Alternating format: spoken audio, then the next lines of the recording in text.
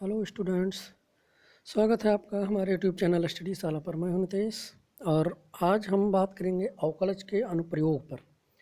इसमें से कुछ इम्पोर्टेंट क्वेश्चंस को हम इसमें डिस्कस करेंगे, कैसे उनको लगाया जाता है, कैसे क्या है। ठीक है, तो इसमें हम एक ले लेते हैं एनसीईआरटी की एक्सरसाइज 6.5 का है, ये क्वेश्चन नंबर 10। ठीक है, इसमें क्वेश्चन है कि अंतराल 1-3 में 2x³ - 24x + 107 का महत्तम मान ज्ञात कीजिए और इसी फलन का अंतराल -3 - 1 में भी महत्तम मान ज्ञात कीजिए। तो इसमें देखिए, पहले तो इस समझ लीजिए कि इस तरीके के दो क्वेश्चन आते हैं। एक उच्चतम मान या महत्तम दोनों कह सकते हैं, एक निम्नतम या उसका न्यूनतम मान आता है। तो दोनों को लगाने के दो तरीके हैं, दो तरीके क्वेश्चन भी आते हैं, दो तरीके से आपको उन्हें लगाना भी होता है। जैसे हमारा जो क्वेश्चन है, इसमें अंतराल आपको दिया गया है। ठीक है, और एक क्वेश्चन आता है जिसमें अंतराल नहीं दिया होता, सीधे इक्वेशन दिया होता है और पता करना होता है कि किस बिंदु पर इसका मान उच्चतम होगा, किस बिंदु पर इसका मान निम्नतम होगा, जिसे आपने उच्चिष्ट या निम्निष्ठ में पढ़ा भी होगा। ठीक है, तो हम दोनों को लेकर एक साथ बता देंगे आपको, में कोई दिक्कत नहीं होगी। तो चलिए, हमारा फंक्शन क्या है, f(x) = है हमारा 2x³ - 24x + 107। ठीक है, तो इसका क्या करेंगे आप, सबसे पहले आप कुछ लोगों को पता भी होगा इसमें, तो क्या करेंगे हम सबसे f'(x) निकालेंगे, ये लाइन। ठीक है, और जब f'(x) निकालोगे तो ये क्या बनेगा आपका, f'(x) का मतलब होता है एक बार अवकलन। देखिए f के ऊपर एक डैश है ना, तो एक बार अवकलन, मतलब एक बार आपको इसका अवकलन करना है। कहीं कहीं पर आपको y के फॉर्म में भी मिलेगा, y = 2x³ - 24x + 107, या आप ही इसको y के रूप में मानकर लगा सकते हैं, इसमें कोई दिक्कत नहीं है। तो फिलहाल हम f'(x) से कर रहे हैं, तो f'(x) हमारा क्या आ गया, इसका अवकलन करिए, क्या हो जाएगा, 2 3 = 6x² - 24। और इसको फिर अब क्या करिए, सॉल्व कर दीजिए। हम सॉल्व क्यों कर रहे हैं, क्योंकि ये क्या होगा आपका, भाई उच्चतम और न्यूनतम के लिए हम इसमें बराबर 0 रखते हैं ना। तो सॉल्व कर दीजिए या बाद में सॉल्व करिए, उससे कोई फ़र्क नहीं पड़ता है। अब इसके उच्चतम f'(x) निकाल लिया आपने। अब उच्चतम और न्यूनतम मान के लिए क्या रखा जाता है, f'(x) = 0, तो रख दीजिए। ये देखिए रख दिया गया है, 6x + 2x - 2 = 0, ये सॉल्व करके तब रखा गया है। ठीक है, ये देखिए यहाँ पर 6x² - 24 को सॉल्व कर लिया गया है, तो ये हमने इसको = 0 रख दिया। और जब आप सॉल्व करेंगे तो क्या बनेगा, यहाँ से x की वैल्यू क्या आएगी, दो वैल्यू आएगी, एक आएगी -2, एक आएगी +2। ठीक है, अब आपको इसमें क्या करें, वो नॉर्मली तो हम लोग क्या करते थे पिछले क्वेश्चंस में, जिनमें अंतराल नहीं दिए होते थे, f'(x) मतलब दोबारा फिर से अवकलन करते थे, d2y/dx² निकालते थे, है ना। जिसने y माना होगा वो d2y/dx² निकालता है, और हम क्या निकाले हैं, f'(x) निकालते थे अगर f के फॉर्म में चल रहे हैं तो। लेकिन यहाँ पर हमें अंतराल दिया हुआ है, तो इसका मतलब ये होता है, अंतराल दिया हुआ और अंतराल ना दिए हुए में डिफरेंस ये है कि अगर अंतराल दिया है, इसका मतलब आपको जो अंतराल दिया गया है उन्हीं के बीच में बताना है कि कब उच्चिष्ट, उसका उच्चतम और न्यूनतम मान आपको बताना है। और अगर अंतराल नहीं दिया गया है तब आप पता करते हैं कि उच्चिष्ट निम्निष्ठ, उसके बाद फिर उसका मान निकालते हैं। ठीक है, तो यहाँ पर हमें अंतराल दिया गया है, इसलिए हम क्या करेंगे, हमें f'(x) निकालने की ज़रूरत नहीं है। ठीक, अब सीधे सीधे आप हम क्या निकाल देंगे, वो 1 और 3 के बीच में, अंतराल 1 और 3 में इस फंक्शन का सीधा मान निकाल दीजिए। ठीक है, क्योंकि जो x के दो मान आए हैं आपके पास, x = 2 आप ले लीजिए सबसे पहले। ठीक है, x = 2 ले लिया हमने, तो ये क्या होता, बिलोंग करता है 1 और 3 के बीच में ही तो बिलोंग कर रहा है, मतलब 1 2 और 3 पर आप फंक्शन का मान निकाल लीजिए। ठीक है, ये x = 2 - 2 आया था हमारा, अब ये पहला मान हम लेते हैं, x = 2, तो ये कहाँ बिलोंग कर रहा है, इंटरवल 1 to 3 में ही कर रहा है ना, अंतराल 1 और 3 के बीच में ही तो आ रहा है, मतलब बिलोंग्स कर रहा है। ये देखिए बिलोंग्स के फॉर्म में लिखा गया है इसको, ये बिलोंग कर रहा है। तो हम इसका क्या मानेंगे, अंतराल 1 3 में, मतलब 1 2 और 3 पर x = 1, x = 2 और x = 3 पर फंक्शन का मान निकाल लेते हैं। किसका, आप जानते हो ना, उच्चतम और न्यूनतम मान किसका निकालते हो, जो फंक्शन दिया होता है उसका निकाला जाता है। बाकी तो अवकलन जो हम दो दो बार करते हैं वो तो सिर्फ ये पता करने के लिए कि किस पर उच्चिष्ट होगा, किस पर निम्निष्ठ होगा।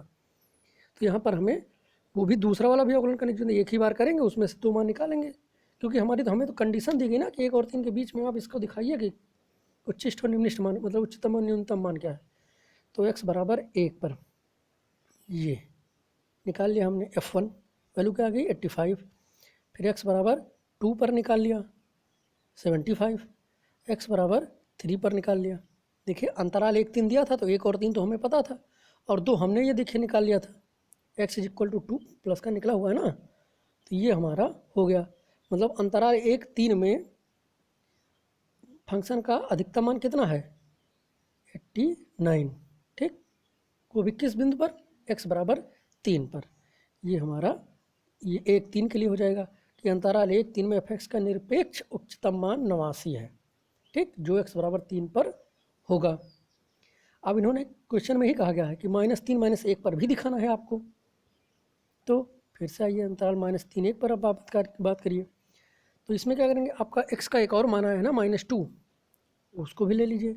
तो x इज इक्वल टू -2 क्या कर रहा है, -3 -1 के बीच में है, मतलब बिलोंग कर रहा है, ये देखिए।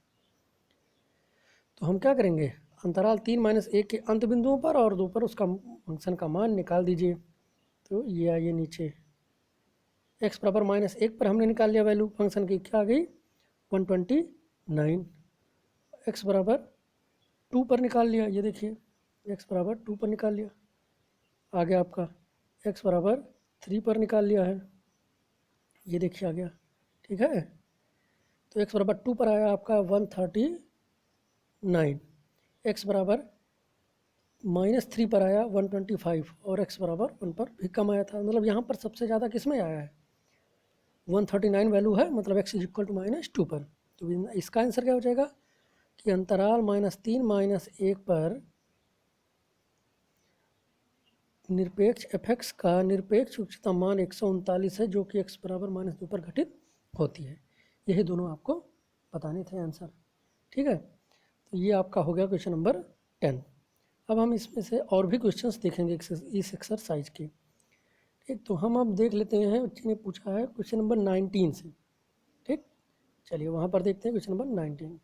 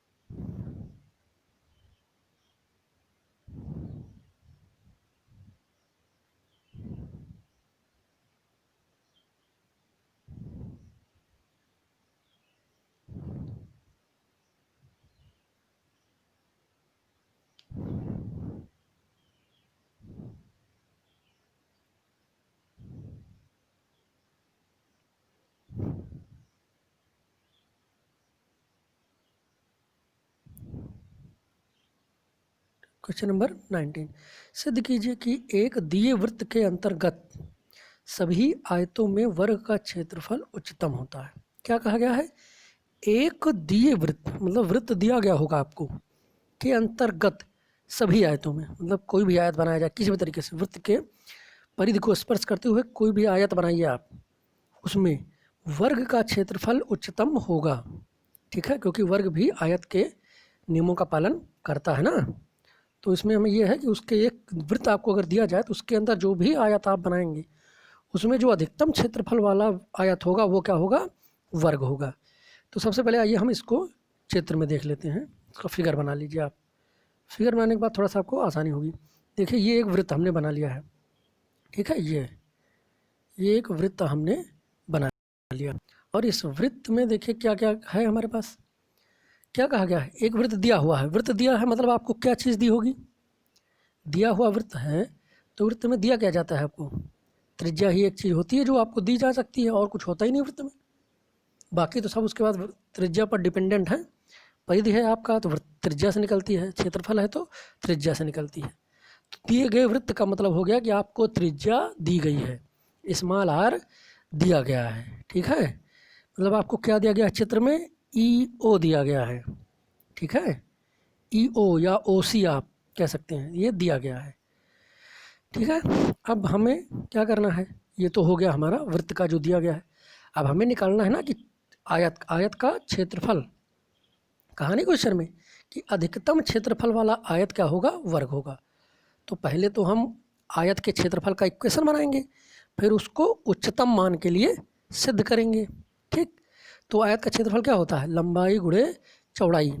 तो अगर हम फार्मूले से देखें तो लंबाई क्या होगी, आप ले लीजिए ई बी, और चौड़ाई क्या हो जाएगी, बी सी, ठीक है। तो आयत का क्षेत्रफल बराबर क्या हो जाएगा, या आयत के क्षेत्रफल को अगर हम मान लें, ए मान लें या जो भी मान सकते हैं, तो क्या हो जाएगा, E B into B C. अब E B into B C की वैल्यू तो हमें पता ही नहीं है, अब ई बी बी सी कहने से तो काम चलेगा नहीं। तो क्या करोगे, आपको ये तो पता है ना, ये देखिए ई सी पूरा पूरा, ई सी पूरा पूरा क्या है, वृत्त का व्यास है ना, इसका मतलब क्या होगा, 2r। क्या हो जाएगा ये आपका, ये आपका है ई सी, वृत्त का व्यास है, ये पूरा पूरा आपका 2r हो जाएगा। और आपको क्या चाहिए, ई बी चाहिए और ई सी चाहिए। तो ई बी कैसे निकालोगे, तो हम ये जो कोण है जो थीटा लिखा है इसको हम मान लेते हैं कि थीटा है, माना ये कोण थीटा है हमारा, ठीक है। अब ये अभी पहला वेरिएबल हमने जाके अभी माना क्या, थीटा है ना, थीटा अपने मन से माना है तो वेरिएबल हुआ यही। अब आपके हमारे पास व्यास है ई सी, थीटा है, ये कोण है। तो ई बी सी देखिए, ई बी सी क्या हो गया, एक समकोण त्रिभुज बन गया। समकोण त्रिभुज ई बी सी में आपको दिखाना है, तो समकोण त्रिभुज ई बी सी में आप देखिए, ई बी निकालना है तो क्या करोगे, ई बी क्या है, समकोण त्रिभुज का आधार है, तो निकाल लीजिए आधार के माध्यम से। Cos theta is equal to E B upon 2r। तो निकालोगे, सॉल्व कर लीजिएगा आप लोग, तो निकालोगे तो क्या आएगा, कॉस थीटा बराबर ई बी अपॉन 2r करके जब निकालोगे तो हमारा आ जाएगा E B is equal to 2r cos theta. और इसी तरीके से हमारा बी सी भी आ जाएगा, B C is equal to 2r sine theta, ठीक है। तो ये इस तरीके से करके आप ई बी और बी सी को निकाल लेंगे। और अब देखिए ऊपर यहाँ पर देखिए कोड ई सी भी माना थीटा, ई सी बराबर 2r, क्योंकि लगा हुआ क्वेश्चन है तो थोड़ा सा आपको समझना पड़ेगा, वहाँ वन बता ही दिया है। तो ई सी बराबर 2r था ही, ई सी व्यास था ना, और तथा ई बी बराबर 2r कॉस थीटा, ये हो गया आपका। अब जब ये निकल आया हमारा, तो ई बी बी सी निकाल लिया, तो क्षेत्रफल क्या हो जाएगा, ए इज इक्वल टू, ये देखिए क्षेत्रफल हो जाएगा A is equal to E B गुणे बी सी। ई बी की वैल्यू है 2r कॉस थीटा और बी सी की वैल्यू है 2r साइन थीटा। तो जब दोनों का मल्टीप्लाई करोगे तो क्या आ जाएगा, 4r square sine theta cos theta, 4r square sine theta cos theta आ गया।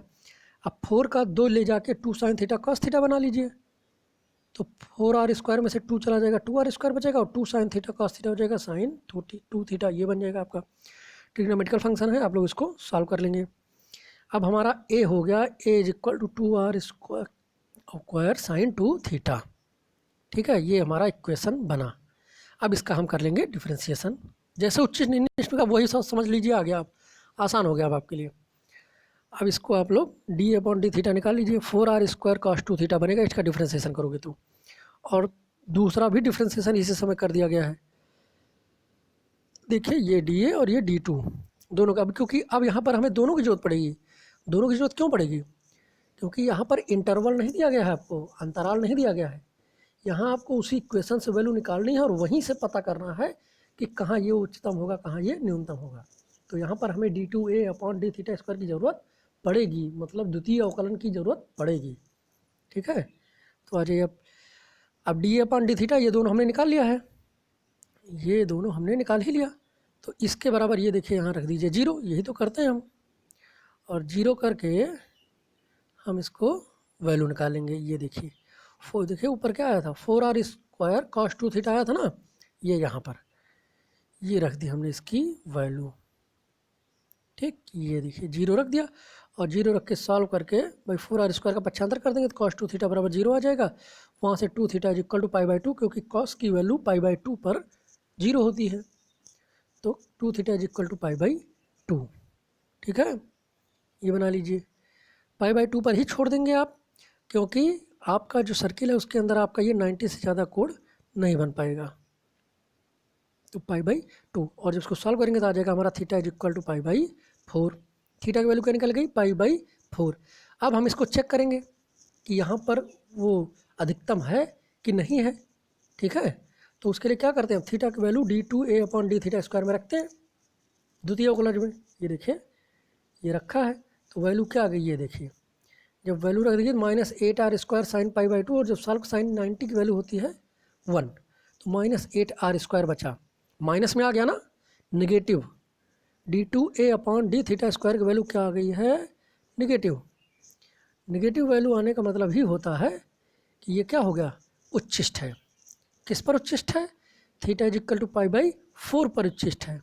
ठीक, बस अब थीटा इज इक्वल टू π/4 आप जो है उनकी भुजाओं में रख दीजिए। किसके, आयत के। भाई आयत की भुजाओं में रखिए, वो अपने आप अभी क्लियर हो जाएगा सब।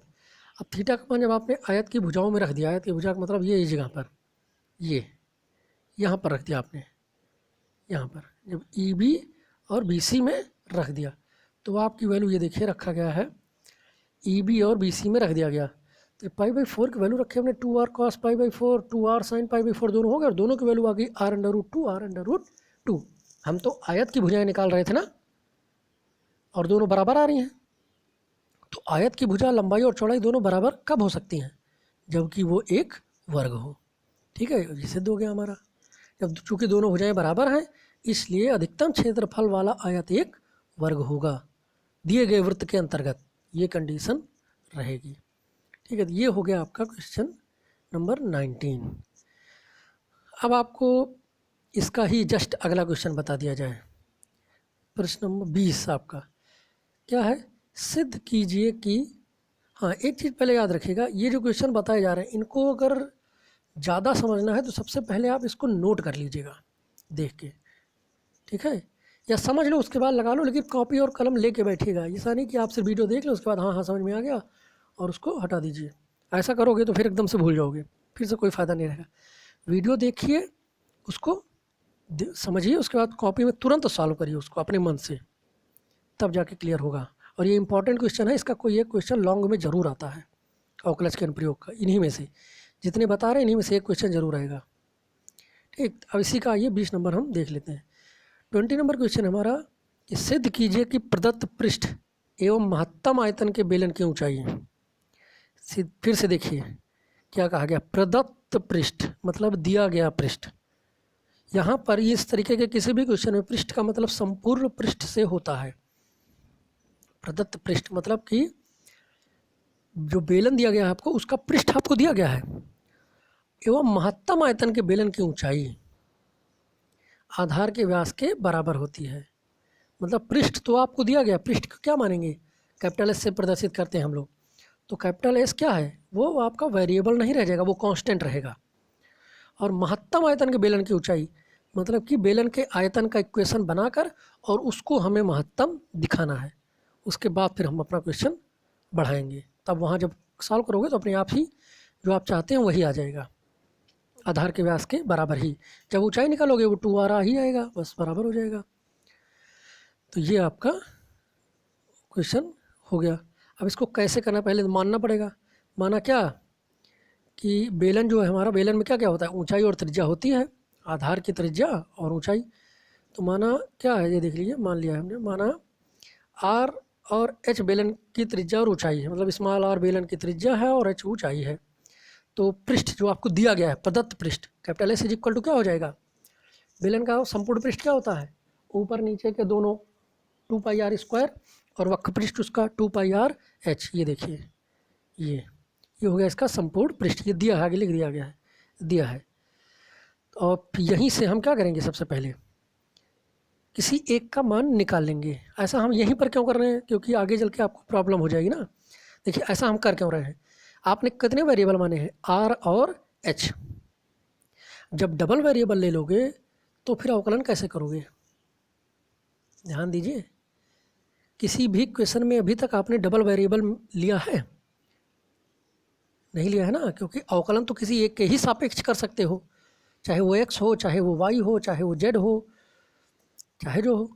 तो अवकलन आपको एक के ही सापेक्ष करना है। इसका मतलब जो दो वेरिएबल हमने आर और एच माना था, ये दोनों, ये आर माना, ये एच माना है, ऊंचाई और वो, तो उन दोनों को क्या करना है, उन दोनों में से किसी एक को किसी एक में जरूर चेंज, चाहे आर को एच में बदल लीजिए, चाहे एच को आर में।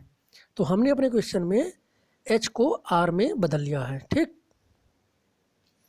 तो एच को जब आर में बदल लिया तो इसी जो दिया गया है उसी में से बदलेंगे, जो दिया ही नहीं गया उसमें से कहाँ बदलना। तो हमें पृष्ठ दिया गया था, हमने उसी में से बदल लिया। देखिए पक्षांतर करके 2 पाई आर एच बराबर एस माइनस 2 पाई आर हो जाएगा, और यहाँ से फिर एच का रोक दीजिए तो S minus 2 pi R square upon 2 pi R, ये देखिए ये बन जाएगा, ठीक है। ये वाला स्टेप इसको देख लीजिए धीरे धीरे। अब एच की वैल्यू हमारी क्या हो गई, एस और आर के पदों में हो गई, जहाँ पर एस तो वेरिएबल है नहीं, सिर्फ एक आर ही वेरिएबल है, मतलब एच का मान हमारा आर के पदों में आ गया। अब हमें दिखाना क्या है, महत्तम आयतन के बेलन की ऊंचाई, मतलब अब बेलन के आयतन का फार्मूला नोट करिए। तो बेलन के आयतन का फार्मूला क्या होता है, v is equal to pi R square H. फार्मूले सारे याद रखिए क्योंकि इसमें पूरा मेंसुरेशन लगेगा, इसमें भी लगेगा, उसके बाद जाके समाकलन के अनुप्रयोग में फिर लगेगा। तो इस मेंसुरेशन के सारे फार्मूले याद होने चाहिए आपको। तो ये हो गया हमारा आयतन, v is equal to pi R square H. अब यहाँ पर h का मान आप लाके, क्योंकि डबल वेरिएबल है ना, तो यहाँ से h का मान लाके पहले प्रतिस्थापित कर दीजिए। आगे देखिए, ये देखिए h का मान समीकरण 2 में हमने रख दिया, मतलब आयतन वाले इक्वेशन में रख दिया। h का मान रख दिया तो हमारा ये पूरा सॉल्व होके बनेगा आपका S R upon 2 minus pi R cube, ठीक है। ये बन गया आपका, ये देखिए यहाँ पर पाई आर क्यूब। तो अब इसका क्या करेंगे, इक्वेशन हमारा सीधा सीधा बन गया एक वेरिएबल में। अब इसका आप करिए अवकलन, प्रथम अवकलन जो फर्स्ट अवकलन होता है आपका। तो D V upon D R निकाल लिया आपने। जब D V upon D R निकालोगे तो आर आपका वेरिएबल है, तो ये सीधा आपका बचेगा S upon 2 minus 3 pi R square. भाई आपका वेरिएबल आर है ना, तो आर के पदों में वो अवकलन होगा। तो D V upon D R is equal to S upon 2 minus 3 pi R square, ये वाला स्टेप। इसके बाद क्या करेंगे, क्योंकि हमें आर की वैल्यू चाहिए तो इसको बराबर जीरो के रखते हैं। तो बराबर जीरो के देखिए ये रख दिया आप, उच्चतम और निम्नतम मान के लिए D V upon D R बराबर जीरो रखने पर तो S upon 2 minus 3 pi R square बराबर जीरो। जब इसको सॉल्व करोगे तुम तो देखो क्या हो जाएगा, S is equal to 6 pi R square, solve करोगे तो यही आएगा, और आर स्क्वायर बराबर आ जाएगा 6 एस अपान 6 पाई। ये आर स्क्वायर ही छोड़ दीजिए क्योंकि हम इसका अभी यहाँ अंडर रूट नहीं करेंगे, वैसे चाहते तो अंडर रूट कर लेते, लेकिन आवश्यकता अनुसार हम जहाँ जरूरत पड़ेगी उसी तरह से यूज कर लेंगे। अब हम D two V upon D R square निकालेंगे, द्वितीय अवकलन। D two V upon D R square जब हमने निकाला तो देखिए क्या हो जाएगा, अब एस अपान 2 तो कांस्टेंट हो गया, आर तो है नहीं, तो उसका अवकलन हो जाएगा जीरो, और माइनस 3 पाई आर स्क्वायर का अवकलन हो जाएगा माइनस 6 पाई आर। ये देखिए ये माइनस 6 पाई आर हो गया, D two V upon D R square बराबर माइनस 6 पाई आर हमारा आ गया। अब यहाँ पर हमें क्या करना है, आर की वैल्यू रखनी है, रखेंगे तभी हमें पता चलेगा पॉजिटिव आ रहा है कि नेगेटिव आ रहा है। उस हिसाब से हम डिसाइड करेंगे कि हाँ उच्चतम हो रहा है कि न्यूनतम हो रहा है। जबकि हमें क्वेश्चन में क्या दिखाना है, महत्तम आयतन का, मतलब उच्चिष्ट चाहिए। D two V upon D R square की वैल्यू क्या चाहिए, निगेटिव। चलिए ये हमने रख दिया वैल्यू इसकी, यहाँ पर देखिए R square is equal to 6 upon S upon 6 pi. तो लेकिन रखेंगे हम डायरेक्टली अंडर रूट में, तो D two V upon D R square R is equal to under root S upon 6 pi. ये जैसे आप करते हो उसी तरीके से करिए, उसमें कोई दिक्कत नहीं होता है। ये लिखिए या ना लिखिए, ये step is equal to minus 6 pi under root S upon 6 pi था ना उसकी वैल्यू, तो under root S upon 6 pi हो गया। अब देखिए आगे माइनस का चिन्ह लगा है कि नहीं लगा है। अब जब माइनस लग गया तो जाहिर सी बात है कि वो 0 से छोटा ही होगा, कुछ भी हो 0 से छोटा ही होगा, तो नेगेटिव वैल्यू आ गई ना। इसका मतलब क्या हो गया कि r is equal to under root S upon 6 pi पर फलन क्या होगा, उच्चतम होगा। मतलब जो वैल्यू निकालोगे तुम वो उसका हाईएस्ट होगा, आयतन उच्चतम होगा। तो R square is equal to S upon 6 pi आया था, यहाँ से थोड़ा सा सॉल्व कर लीजिए पहले। अब हम आर की, अब हमें इस पास उच्चतम दिखाना था, उसको निकाल के वैल्यू नहीं रखनी है, वो उच्चतम पता चल गया ना। हाँ आर बराबर अंडर रूट एस अपॉन 6 पाई या आर स्क्वायर बराबर 6s अपॉन 6 पाई पर हमारा आयतन उच्चतम हो रहा है। अब सीधे अब उन्होंने जो कहा है वो करिए। कहा क्या है फिर से एक बार देखिए। उन्होंने कहा है कि बेलन की ऊंचाई आधार के व्यास के बराबर होती है, ठीक है। तो अब हमें एच और आर का मान निकाल लेना है। तो ये देखिए निकाल लिया जब हमने, तो ये अब R square is equal to S ये रख दिया यहाँ पर, आर इक्वल टू 6 पाई, वहाँ से S is equal to 6 pi R square आ गया। एस की वैल्यू हमने निकाल ली। इस एस की वैल्यू ले जाके आप रख दीजिए इक्वेशन फर्स्ट में, ठीक, जहाँ एच का मान निकाला गया था, ऊपर निकाला गया था ना इस जगह पर एच का मान, तो वहाँ पर ले जाके उसकी वैल्यू रख दी। H is equal to 6 pi R square, ये देखिए यहाँ पर रखा है हमने, ये स्टेप है हमारा। H is equal to 6 pi R square upon 2 pi 1 upon R, minus R is equal to 3r minus R is equal to 2r। जब इसको सॉल्व करोगे तुम तो यही चीज़ आपका आएगा। तो ये h इज इक्वल टू क्या आ गया 2r, और h is equal to 2r का क्या मतलब हो गया कि ऊंचाई व्यास के बराबर है। और यही तो आपसे पूछा गया था कि आपको यही दिखाना है। ये आपका क्वेश्चन नंबर क्या था 20 था, ठीक। अब 20 भी हो गया आपका, 21 भी हम सोच रहे हैं इसका देख लिया जाए। वैसे 21 आप कर लेंगे, इसमें भी आपको दिया गया, थोड़ा सा हिंट दे देते हैं हम आपको, ठीक। 21 में आपको दिया गया है कि 100 सेंटीमीटर क्यूब आयतन वाले डिब्बे, सभी बंद बेलनाकार डिब्बों में से न्यूनतम पृष्ठ क्षेत्रफल वाले डिब्बों की विमाएं ज्ञात कीजिए। 100 सेंटीमीटर क्यूब आयतन वाले डिब्बे, सभी बंद बेलनाकार मतलब लंबवृत्तीय डिब्बों में से न्यूनतम पृष्ठ क्षेत्र वाले डिब्बों की विमाएं ज्ञात कीजिए। मतलब 100 सेंटीमीटर आयतन के बहुत सारे डिब्बे हो सकते हैं, कई अलग अलग साइज़ों के, लेकिन उनका आयतन समान होगा। देखते हैं बहुत सारे डिब्बे आपको मिलते भी हैं, 1 लीटर का डिब्बा, 1 ही लीटर का डिब्बा कई सारे, उसमें कोई गोल मिलता है, कभी लंबा मिलता है, कभी चौड़ा मिलता है। देखिए पानी का अलग, पेप्सी का अलग, और ये जो मोटरसाइकिलों मोबाइल पड़ती हैं इनके अलग, तेल का अलग, अलग अलग आते हैं ना, होता सबका आयतन एक ही है, एक 1 लीटर क्यूब। तो उसी तरीके से हमें दिखाना है कि जो न्यूनतम पृष्ठ क्षेत्रफल वाला, मतलब जो आपका बेलन है वो न्यूनतम पृष्ठ क्षेत्रफल वाला जो 100 सेंटीमीटर क्यूब के आयतन वाला डिब्बा होगा, उसका हमें क्या निकालना है, विमा निकालनी है। तो हमें दिया क्या गया है इस जगह पर, से पहले ये नोट करिए आप कि इस क्वेश्चन में हमें क्या दिया गया, 100 सेंटीमीटर क्यूब आयतन वाले, आपको क्या दिया गया है, आयतन दिया गया है बेलन का, और आपको प्रूफ कहाँ करना है, पृष्ठ क्षेत्रफल को न्यूनतम प्रूफ करना है। मतलब कि आयतन वाले फार्मूले से आपको कुछ वैल्यूज़ को निकालनी है, मतलब उसकी सहायता लेनी है, और किसके लिए लेनी है, पृष्ठ क्षेत्रफल वाले फार्मूले के लिए। देखिए अब इसमें मान लीजिए बेलन में क्या होता है, एक होता है ऊंचाई और एक होता है त्रिज्या। तो माना कि लंबवृत्तीय बेलन की ऊंचाई h स्मॉल h है और त्रिज्या है स्मॉल r। तो आयतन से जो दिया गया सबसे पहले वो नोट कर लेते हैं। क्या दिया है, v is equal to 100 centimetre cube, और v का फार्मूला क्या होता है, pi R square h is equal to 100। ये बन गया हमारा। अब ये बन गया, लेकिन वेरिएबल यहाँ कितने हैं, देखिए 2 वेरिएबल है ना, एक r और एक h है। तो चाहे r को h में बदल लीजिए, चाहे h को r में। तो हम क्या करते हैं, h को ही बदल लेते हैं, हमारे क्वेश्चन में h ही बदला गया है, तो h को हम बदल देते हैं। h is equal to 100 upon pi R square. लेकिन आप लोग चाहें तो r भी बदल सकते हैं, इसमें कन्फ्यूज होने की ज़रूरत नहीं है कि सर बार बार h ही बदल रहे हैं, आप r भी बदल के कर सकते हैं। लेकिन अब देखिए मान लीजिए यहाँ पर हम r को बदलते हैं तो अंडर रूट में वैल्यू आने लगेगी, तो उतना कैलकुलेशन कौन करेगा। अब अंडर रूट में करने से अच्छा है कि h ही निकाल लो, सिंपल कैलकुलेशन किया जाए, ठीक है। तो h इज इक्वल टू आ गया आपका 100 अपॉन पाई आर स्क्वायर, ठीक, एच की वैल्यू हमारी निकल गई। अब आप पृष्ठ क्षेत्रफल वाला फार्मूला नोट करिए।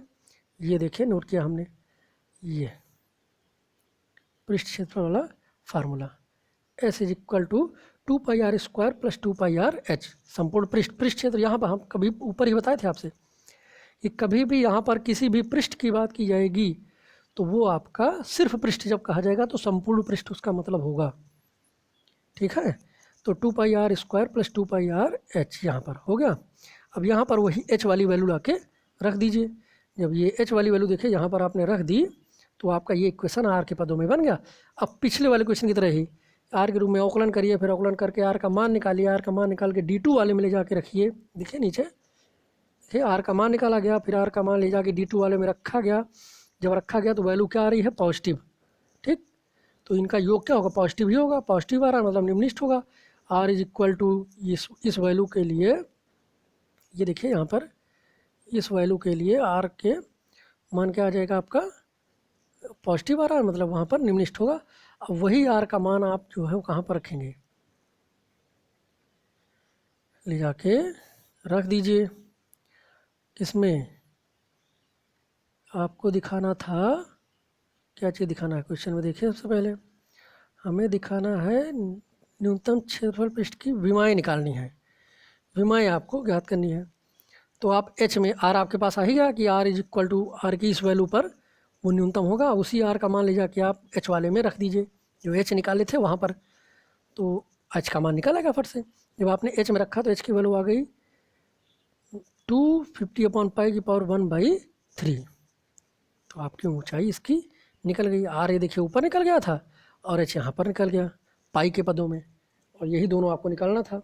वैसे ये इस टाइप के क्वेश्चन थोड़ा सा कम आते हैं इस आंसर टाइप के, क्योंकि वो आपसे कैलकुलेशन नहीं देखता आपका, वो देखता है आपको वो तरीका पता है कि नहीं। ठीक है, तो ये क्वेश्चन आपके बहुत ज़्यादा इम्पोर्टेंट नहीं है। अब इसमें आप इसका हम 22 नंबर भी हिंट दे देते हैं। 22 नंबर में आपसे कहा गया है एक 28 सेंटीमीटर लंबे तार को 2 टुकड़ों में विभक्त किया जाना है।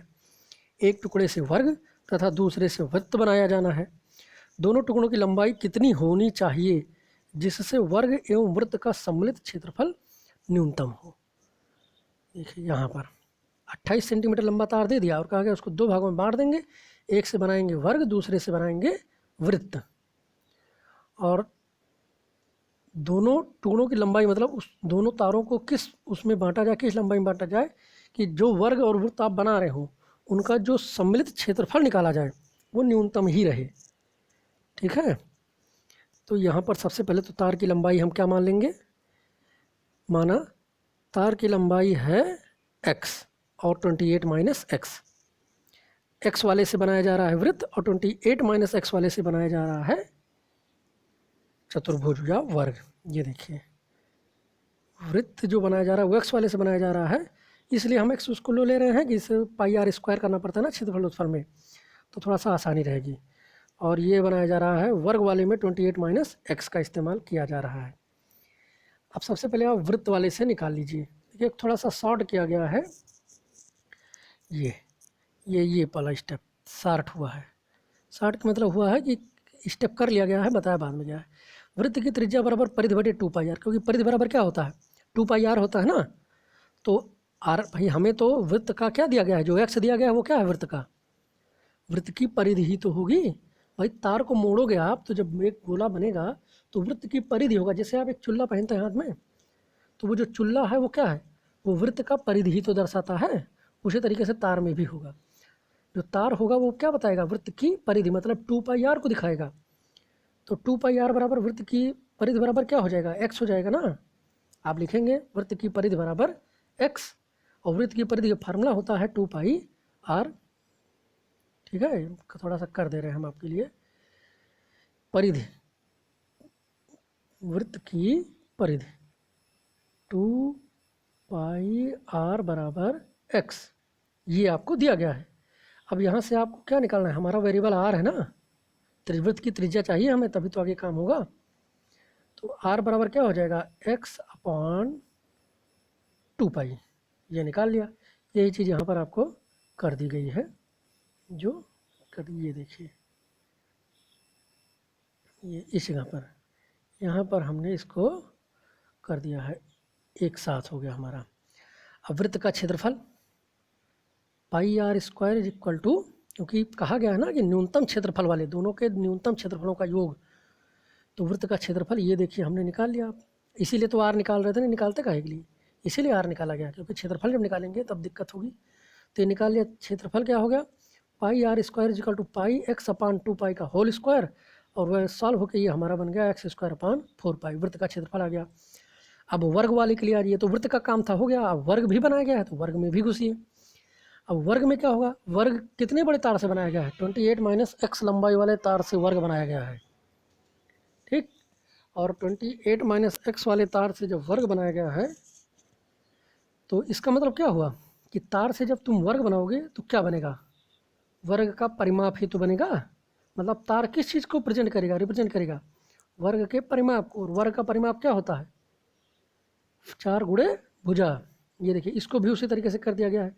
तो 4 गुणे भुजा बराबर वर्ग का परिमाप। क्या है वर्ग का परिमाप, 28 माइनस एक्स है परिमाप। तो उसको जब सॉल्व करोगे भुजा की लंबाई बराबर क्या आ जाएगा, परिमाप बटे 4, मतलब 28 माइनस एक्स अपॉन 4, ये हो जाएगी भुजा की लंबाई। अब आप क्या निकाल लीजिए, इसमें वर्ग का भी क्षेत्रफल निकाल लीजिए, क्योंकि दोनों आपसे कहे गए हैं। वर्ग का क्षेत्रफल जब आप निकाल लीजिए, अब ये देखिए भुजा स्क्वायर होता है, भुजा निकाल ही लिया आपने, वहाँ से निकल गया आपका 28 माइनस एक्स का होल स्क्वायर अपॉन 16। सॉल्व करोगे तो ये आ जाएगा भुजा का क्षेत्रफल। अब ये हमारा काम हो गया। अब हम इक्वेशन बनाएंगे जिसको हमें निम्निष्ठ या निम्नतम दिखाना है। तो क्या कहा गया ऊपर, देखिए किसको बनाएंगे आप, ऊपर क्वेश्चन देखिए कहा गया है कि दोनों टुकड़ों की लंबाई कितनी होनी चाहिए जिससे वर्ग एवं वृत्त का सम्मिलित क्षेत्रफल न्यूनतम हो। हमने वृत्त का भी क्षेत्रफल निकाल लिया है, हमने वर्ग का भी क्षेत्रफल निकाल लिया है। अब हम फंक्शन बनाएंगे जिसको हमें न्यूनतम दिखाना है। तो फंक्शन क्या हो जाएगा हमारा, F X is equal to वर्ग का क्षेत्रफल प्लस वृत्त का क्षेत्रफल, ठीक। वर्ग का क्षेत्रफल प्लस वृत्त का क्षेत्रफल, ये देखिए हमने यहाँ पर ये बनाया है, ये बनाया है। F X is equal to X square upon 4 pi वृत्त का क्षेत्रफल आया था, और 28 माइनस एक्स का होल स्क्वायर अपान 16 ये आपका वर्ग का क्षेत्रफल आया था। अब इसी का आप अवकलन कर लीजिए, क्योंकि अब इसको हमें न्यूनतम दिखाने के लिए अवकलन करेंगे, फिर अवकलन का मान 0 रखेंगे। देखिए एफ डैश एक्स और एफ डबल डैश एक्स यहाँ पर दोनों एक साथ निकाल लिए गए हैं।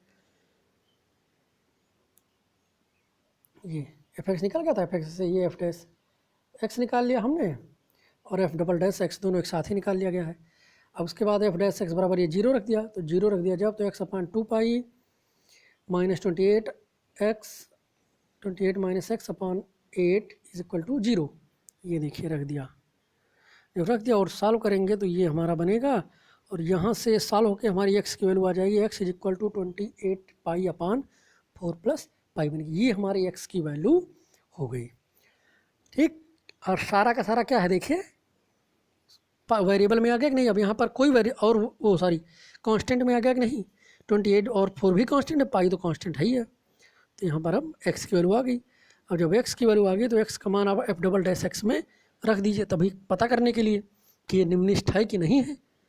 तो एक्स का मान ये देखिए हमने यहाँ पर रख दिया एफ डबल डैश एक्स वाले में, ये जब रख दिया हमने तो मान देखिए क्या आ रहा है, 1/2 पाई प्लस 1/8, और ये क्या है 0 से बड़ा, पॉजिटिव है ना, तो 0 से बड़ा ही होगा।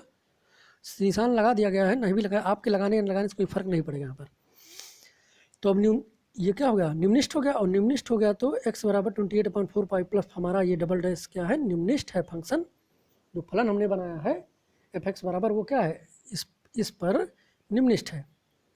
तो बस हमें निम्निष्ठ दिखाना था, निम्निष्ठ मान नहीं निकालना था, सिर्फ निम्निष्ठ पता चल गया ना, बस बात खत्म हो गई।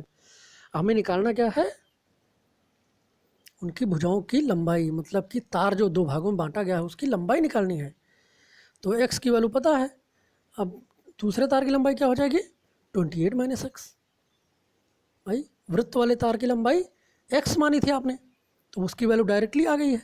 और वर्ग वाले तार की लंबाई क्या मानी थी आपने, 28 माइनस एक्स, तो उसमें x की वैल्यू रखकर निकाल लीजिए। ये इस जगह पर देखिए निकाल लिया हमने। तो ये आपका क्वेश्चन हो गया। कुछ नहीं करना है, बस आपको क्वेश्चन में यही ध्यान देना है कि क्या दिया गया है और किसको दिखाना है, और वही उच्चतम न्यूनतम मान वाला फंक्शन बार बार। ठीक है, ये हो गया आपका 22 नंबर। अब 22 नंबर के बाद ये क्वेश्चन थोड़ा सा अच्छा, हाँ इसको बता देते हैं फिर पूरा।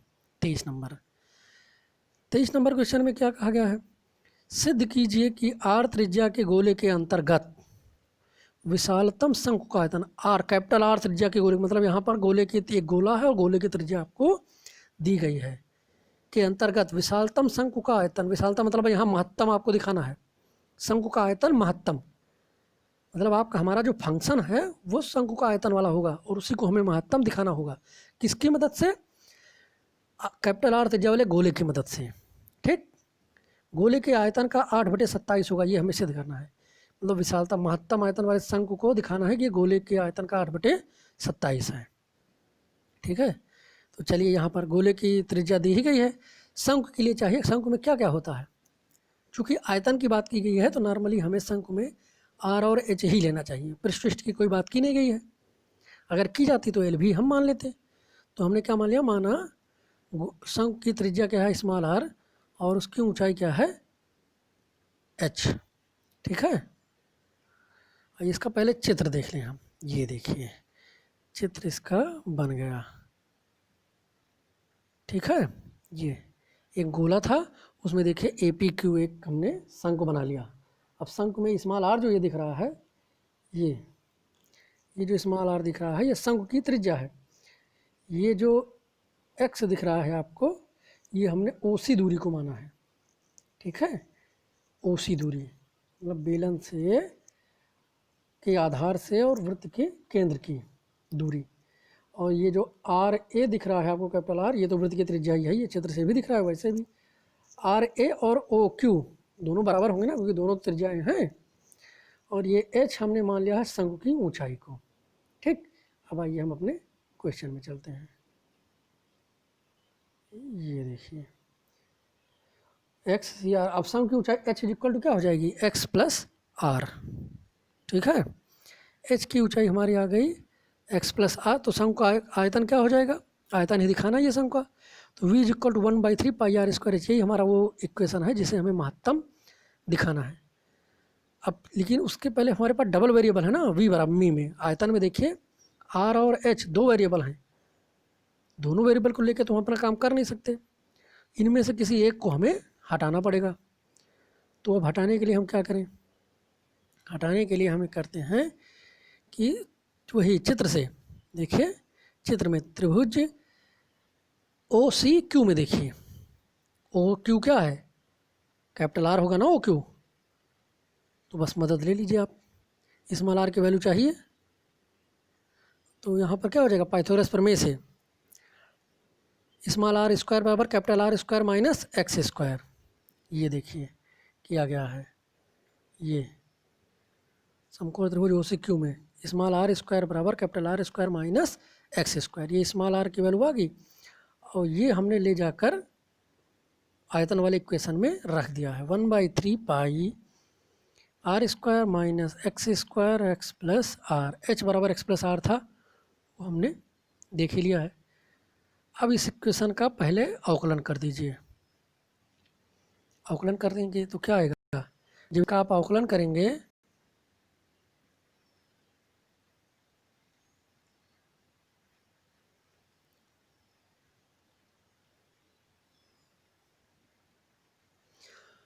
तो जब इसका आप अवकलन करेंगे तो समीकरण 1 और 2 में एच का जब अवकलन किया तो हमने v बराबर हमारा आ गया, ये देखिए v is equal to 1/3 pi R square minus X square, ये वाला स्टेप आप इस पर गौर करिए, ये अवकलन है आयतन वाले फार्मूले का। ठीक, ये अवकलन, ये आयतन का इक्वेशन बन गया आपका आर स्क्वायर की वैल्यू रखने के बाद, ये है इसका अवकलन, ये इसका अवकलन हो गया। और नीचे कर लेते हैं, ये अवकलन कर लिया आपने, अवकलन करके इसका पूरा सॉल्व कर लिया, ये हमारा फाइनली dv/dx बना। ठीक है, ये हमारा dv/dx बन गया। क्यों बन गया, क्योंकि इसमें क्या बचा, कितने वेरिएबल्स हैं देखिए, सिर्फ एक ही वेरिएबल था x, तो x के पदों में हमने इसका अवकलन किया था, h का मान x प्लस आर के पदों में रख लिया था, r का मान r x के पदों में रख लिया, मतलब कुल मिला के एक वेरिएबल x में हमने उसको बदल लिया।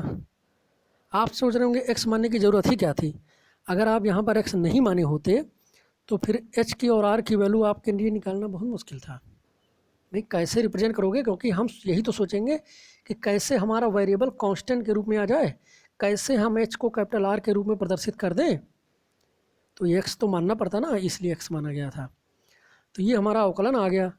और जब ये अवकलन आ गया तो उच्चिष्ट और निम्निष्ट मान के लिए क्या करते हैं, dv/dx बराबर 0 रख देंगे। जब 0 रख देंगे तो ये हमारा, देखिए यहाँ पर 0 रख दिया और हल गया इसको, तो आ गया x = कैपिटल R/3। क्यों, दो मान आए थे, R/3 और माइनस R, लेकिन माइनस R किसी चीज़ की लंबाई नेगेटिव तो हो नहीं सकती, नेगेटिव वाला छोड़ दीजिए, पॉजिटिव वाला ले लीजिए। ये हमने ले लिया x = R/3। अब फिर से द्वितीय अवकलन कर लीजिए। अब दिखाएंगे ना कि ये उच्चतम है कि नहीं है, उसके लिए द्वितीय अवकलन किया। द्वितीय अवकलन ये देखिए किया हमने, और द्वितीय अवकलन करने के बाद क्या करेंगे, x = R/3 उसमें वैल्यू हमने रख दी, और क्या गया वैल्यू, -4π/3r, वो भी माइनस चिन्ह के साथ आया है। और माइनस चिन्ह का मतलब आप जानते ही हैं कि ये उच्चिष्ट होगा। x = R/3 पर ये जो फलन है हमारा, जो आयतन है बेलन का, शंकु का, वो क्या होगा, उच्चिष्ट होगा। हमें ये पता चल गया, कन्फर्म हो गया कि x = R/3 पर हमारा शंकु का आयतन उच्चिष्ट होगा। अब आइए फिर से क्वेश्चन देखते हैं। हमें निकालना क्या है, हमें ये दिखाना है कि जो शंकु का आयतन आएगा वो गोले के आयतन का 8/27 होगा। मतलब हम शंकु का आयतन निकालें। चलिए अब शंकु का आयतन निकाल देते हैं, उसी फार्मूले में रख देते हैं। शंकु का आयतन का फार्मूला कहाँ है, देखिए ये है हमारा 3rd नंबर इक्वेशन। ये देखिए ये वाला 3rd नंबर इक्वेशन, देखिए ये शंकु का आयतन है। इसी में लाके हमें r का मान रख देना, x का मान रख देना है। ये यहाँ पर हमने लाके इसका मान रख दिया। ये 3 में जब रख दिया आपने तो ये हमारा बन गया v = π/3 r² - r² 9 r+3। हल करके आ गया हमारा, यही आएगा ही आएगा। बस आपको एक जगह याद रखना है, रखते हुए जो भी बनेगा लास्ट में उसमें से आपको 4/3 πr³ ये चीज़, ये फार्म बनाना है। 8/27 4/3 πr³, क्योंकि क्या लाना है ये तो आपको पता ही है। उस हिसाब से हम अपने आंसर को बना लेंगे, क्योंकि वह नॉर्मली तो ये 8 चौक 32/27 51, 32/51 πr³ भी आ सकता है, हो सकता है आप कर ही दें, लेकिन अब इससे हमें वो दिखाई तो नहीं पड़ेगा ना, रहेगा सही, तो हम इसको इस फॉर्म में चेंज कर लेंगे। ठीक है, ये आपका होगा क्वेश्चन नंबर 23। सब इसी तरीके से, सब आसान है एकदम, ऐसे ही आपको सब लगाना है। इसमें भी ये भी √2 वाला भी थोड़ा सा सही क्वेश्चन है, तो ये भी सब एक ही तरीके से है। सबको लगाइए, इनमें से इसके बाद भी अब जो नहीं समझ में आएगा वो आप हमें बता दीजिएगा। ठीक है, आज क्लास यहीं पर ख़त्म।